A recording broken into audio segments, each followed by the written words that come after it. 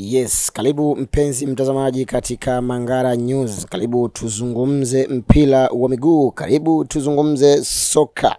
Tuna mengi mazuri ya kukueleza, tuna mengi mazuri ya kukuambia. Leo hii tupo na klabu bora kabisa barani Afrika.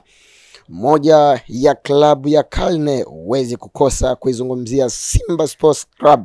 Mwaka 1936. Pasi shaka kuna wengi bado hamkuzaliwa. Mchezo huo wa Simba ambao ulifanyika leo ulidhihirisha moja kwa moja ubora wa klabu ya Simba na nini ambacho Simba wanakihitaji katika miaka hii ya hivi karibuni. Katika mchezo wa Simba dhidi ya RS Berkane, mchezo wa mkondo wa pili uliofanyika kule Zanzibar kwenye malashi ya karafuu Amani Stadium, ndio mchezo huo umekwenda kuchezeka. Mengi yametokea, vingi vimeonekana, vibweka vingi ambavyo vya kuchagiza katika mchezo huo vimeonekana. Awali ya yote mchezo umetamatika, Simba imekubali kupoteza kwa aggregate ya goli moja. Faida ya goli la ugenini linawapeleka mbele RS Berkane kikanuni.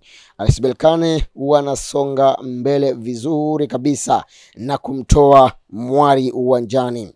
Musa Kamara pamoja na kiungo punda kabisa, basi hapa namzungumzia Fabrice Ngoma, moja ya kiungo hodari na hatari hivi sasa, lazima utagusa uwepo wake. Wawili hao wakionekana wakipigana maneno mazito, matusi ya nguoni, wakisemezana kwa hali ya juu kwa kile ambacho kimetokea, utovu wa nidhamu uliokithiri, wakipigana hadharani. Hii pia inaweza ikapelekea Simba kupoteza, ikawa sababu ya Simba kupoteza katika mchezo wa leo. Moja ya tukio la ajabu kweli ambalo limewahi kutokea basi ni hili katika klabu ya Simba. Uongozi wa Simba umeweka wazi jambo ambalo si la kupendezeshwa.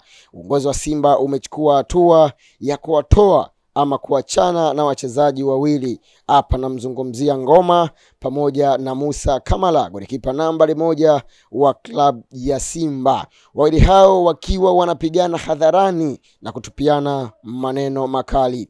Yote kwa yote tumeona Musa Kamara kile ambacho amekifanya, kwa maana alifanya tukio la kwenda kuigharimu timu.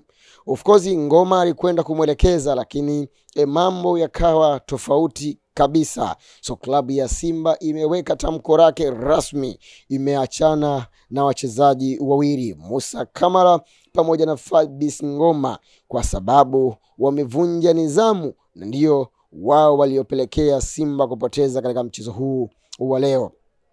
Kwingineko basi RS Berkane moja kwa moja ndio mabingwa wapya wa msimu 2024-2025 katika kombe la shirikisho barani Afrika. Kombe hili ambalo Simba huwa wanalinyemelea mara nyingi, lakini mambo yanadunda. Utofauti wa mwaka huu 2023-2024, Simba amefika mpaka hatua ya finali. Simba huwa anaishiaga robo finali ama nusu finali, lakini mwaka huu amevunja uteja. Kocha mkuu Fadlu Davis ameonyesha ubora wake dhahiri shairi. Wana Simba lazima tuungane wote kwa pamoja, tumpigie makofi na tumpongeze kwa kile ambacho amekifanya. Lakini Simba amepoteza, anakwenda kujipanga, kuanza upya, si kukosea, kuangalia msimu ujao nini kiboreshwe, nini kiongezwe, kwenda kuhakikisha Simba anakwenda kuwa on top ama kufanya vizuri zaidi. Klabu ya Simba ndiyo klabu bora, klabu ambayo binafsi naweza nikasema ni klabu ya karne, kwa namna ambavyo leo wamecheza jihadi kweli. Makosa ya mchezaji mmoja Chemalon Fon pamoja na mabeki ambao walikuwa wanaangalia safu ya nyuma.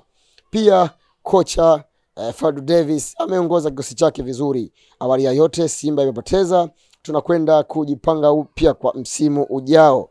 Dondosha komenti yako hapo chini, tuambie wewe umeona nini ama ulichokiona katika mchezo huu. Taarifa hizi unazipokea ukiwa wapi? Moja kwa moja nitadondosha komenti yako. Endelea kusubscribe, like na kucomment. Asante.